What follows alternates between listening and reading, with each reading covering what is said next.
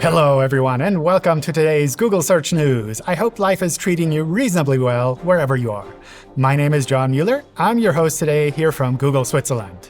Today, we have news from Search Console, AI in Search, Discover, Shopping, and more. Sounds interesting, right? Let's get started. First up, Search Console has a nice new logo. I know. You don't get #1 ranking with just a logo, but it's still nice. Within Search Console Insights, we added achievements for your site. I love seeing the progress when a site starts getting clicks from search. I trust you've collected a few of these awards in the meantime, and I hope you get many more. By the way, links to everything are in the description below. Also there, we added query groups. Users search in many ways for your website, and query groups combine similar searches, making it easier for you to focus on bigger themes. And that's not all. Custom annotations in the performance report are now available for everyone. They're great to label events affecting your site and are shared with your site's Search Console users. We hope these features make it easier to use Search Console, helping you to be more productive while getting the most out of Google Search. Next up, some Google Search changes. First, to get it out of the way, there was the August spam update. We update our automated spam detection systems from time to time to improve the quality of content shown in the search results. Hopefully, not a problem for your site. Next, AI mode became available to more languages and locations. With AI mode, we're seeing people diving deeper into complex topics and asking questions nearly 3 times longer than traditional searches. This data is included in your Search Console performance reports already. Also in AI mode, we're experimenting with agentic features. These enable users to get things done directly in search. For example, users might be able to reserve a table through your restaurant website automatically. It's currently in Search Labs for some countries. Can the AI agent navigate your website and help users with tasks there? Try it out. I expect to report more about agentic systems over time. It's a fascinating new way of interacting with websites. Finally, also experimental in Search Labs, there's WebGuide. It uses AI to group and organize search results, making it easier to find information and web pages. With it, you'll find a familiar collection of links, making it easy to dive into web pages. Try it out if you have a chance. Next in line is Discover, our interest-based automated feed. Creators can now be more visible in Discover. So if you're creating timely and high-quality content on various social platforms, that content could now be shown in addition to your website's articles. We've also added a profile for publications and creators, together with a follow button, helping users to keep up with what you create online. Now, let's move over to shopping.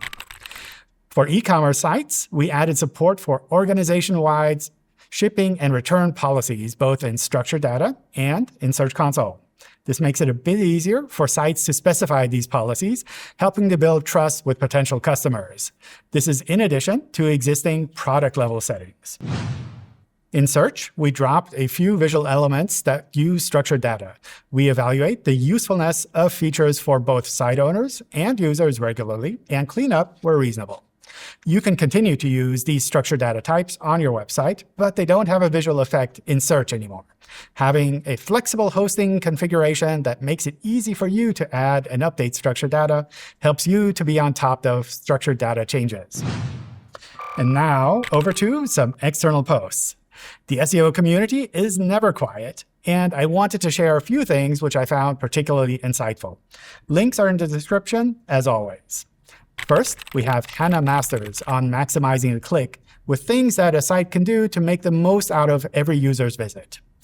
Then there's a set of slides from Charles Meaden with lessons learned from crawling a lot of sites. If you want your content represented in any online system, then crawling is the first step. Finally, there's Barry Adams with AI survival strategies for publishers, a nice compilation of tips and good practices for publishers in the modern era of search and AI. But wait, I have a few more things for you. The Google security team just announced that Chrome will make HTTPS the default by October 2026, meaning users will have to give permission before any non-secure site can load. I hope you're all using HTTPS. Sitekit, Google's WordPress plugin, now supports Reader Revenue Manager, helping you to grow, retain, and engage people by adding newsletter signups, surveys, contributions, and subscriptions. If you use WordPress, check out Sitekit. We added some additional information on how to configure JavaScript-based paywalls to our documentation so that they work well for search and beyond. And since we frequently get asked questions about it, no, Google doesn't support the LLM's text file. As we've mentioned before, you don't need to do anything special to be displayed in Google's AI-powered search features. August through September are often filled with events here. It's inspirational for us to meet folks like you working on websites worldwide. This time, we met you in Thailand, Mexico, Hungary, Ireland, Germany, Hong Kong, Serbia, Dubai, Japan, Israel, the UK, Turkey, and even Switzerland.